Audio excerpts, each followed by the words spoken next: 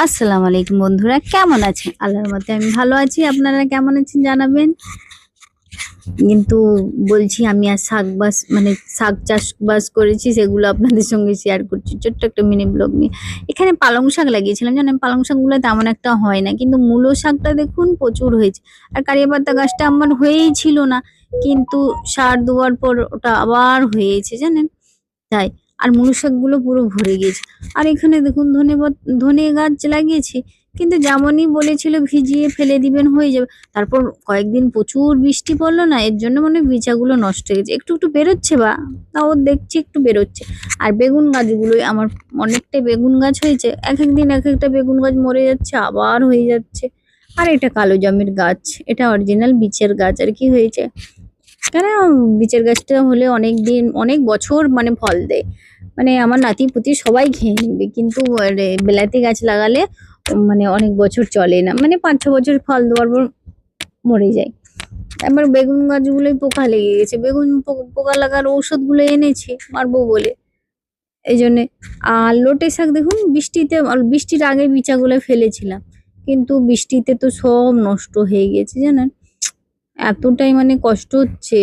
লোটে শাকগুলো তাও একটু একটু একটু যতটা বেরিয়েছে খাওয়ার মতো হয়ে যাবে, কিন্তু যতটা সুন্দর হয়ে বেরিয়েছিল প্রথমে ততটা আর নেই। কিন্তু মূলো শাকগুলো খুব ভালো লাগছে, মানে এতটাই ভালো লাগছে যেন সবসময় নাড়ি ঘাটি।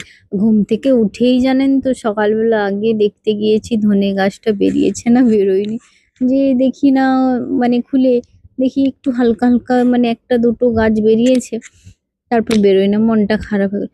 তারপর এই বেগুনটা অনেক দিন থেকে রেখেছি, যে বেগুনটা পারবো, মানে পারতে ইচ্ছে করে না, যেন মনে হচ্ছে নিজের গাছের জিনিস তো যেন ঝুলেই থাকুক, দেখতে ভালো লাগবে, খাওয়া যেমন তখন দেখি। প্রত্যেকদিন এসে বেগুনটাকে হাত দিয়ে দিয়ে দিয়ে লেড়ে চেড়ে দেখে যায়। আজকে ফাইনালি বলছে বুড়ো হয়ে যাবে, এবার বেগুনটাকে তুলে ফেলি। তুলে হাতে নাড়াচাড়া করছি, এদিক ওদিক দেখছি, মানে নিজের মানে যে কোনো জিনিস নিজের হাতে মানে হাতে গাছ লাগিয়ে ওঠা যদি মানে ফল হয়, সে আনন্দ ফিল করা যায়। আমি আমার ইনস্টাগ্রামের মতো বেগুনটাকে ফেলে দেখতেছি কিরকম ভিডিও হয় না হয়, আবার হাতে তুলেছি, তুলে নিয়ে দেখতেছি, মানে বেগুনটাকে নিয়ে অনেকক্ষণ ধরে নাড়াচাড়া করছি। তারপর বেগুনটা দেখুন এই গাছটাই, মানে লাল বেগুনও হচ্ছে সাদা বেগুনও হচ্ছে একই সঙ্গে। আর অনেক পুদিনা চারা লাগিয়েছি, গাছটা আমাদের একটা চাচার ঘরে, তার ঘরে একটা মানে ডাব্বা পুরা দিয়ে দিয়েছে, ওতে প্রচুর হয়েছে পুদিনা। আর ডাবগুলো দেখেছেন তো, ঠিক আমি নিচে গাছগুলো লাগিয়েছি মানে চাষবাস করেছি, তার উপরে নারকেল গাছগুলো হয়ে আছে, প্রচুর নারকেল আর ডাব হয়ে আছে দেখুন। হম আমার শাশুড়ির আমার আমার পাশেই আবার আমার শাশুড়ি চাষবাস করেছে জানেন। শাশুড়ি আর বউ মিলে দুজন মিলে কম্পিটিশনে চাষবাস করছি। ওর পাশে দেখছেন, ওর পাশেই আমার শাশুড়ির মানে বাড়িটা আছে, এই যে এর পাশে। আর এখানে মানে আমি চাষবাস করছি, এই যে মূলো শাকগুলো আমি লাড়াচাড়া করতেছি।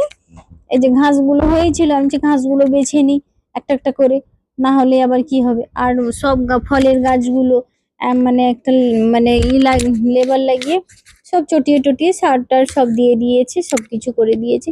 তারপর এখানে মূলো শাকের ঘাসগুলো বাঁচতেই ছিলাম আগের থেকে, ভিডিওতে এমনি তুলবো বলে এমনি হাত দিচ্ছে, কিন্তু ঘাসগুলো বেছে ছোট্ট একটা মিনি ব্লগ শেষ করলাম। সবাই ভালো থাকবেন, সুস্থ থাকবেন, আল্লাহ হাফেজ।